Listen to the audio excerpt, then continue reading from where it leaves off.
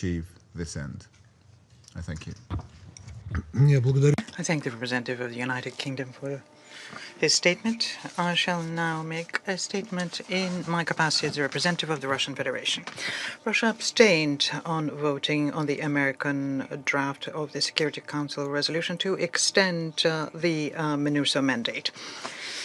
We were unable to support such an unbalanced text. We're also surprised by the approach of the penholders who decided to use the Security Council in order to push forward their national position.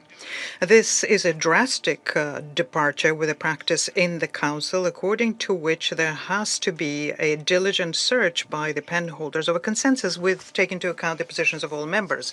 It is indicative that for the second year in a row, our American colleagues do not dare to have a detailed discussion of Western Sahara text in full Council.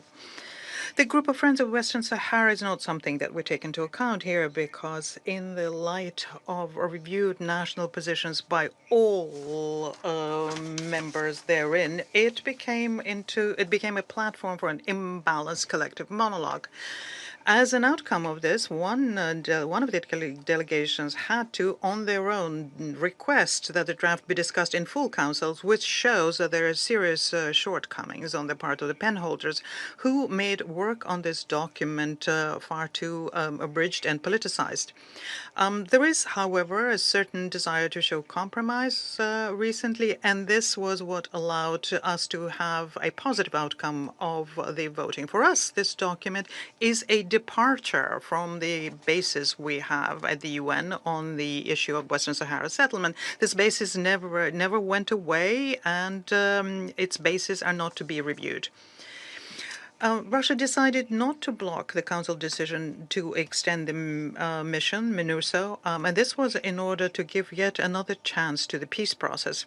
At the same time, we very much want to believe that the cowboy charge by our American colleagues will not produce the opposite effect and will not unfreeze the conflict which has been smoldering for several decades. We expect that the personal envoy, Staffan de Mistura, will do everything possible to make sure that under new conditions, the parties involved reach a mutually acceptable decision as quickly as possible, which will enable the Western Sahara people to freely realize their inalienable right to self-determination. Such a decision should be in line with the principles of the UN Charter and be in line with the earlier decisions passed by the Security Council on Western Sahara. This is the only scenario that could exist. Resume my function as President of the Security Council. There are no more names inscribed on the list of speakers. This meeting is adjourned. Anyway, we have one more hurdle to get over.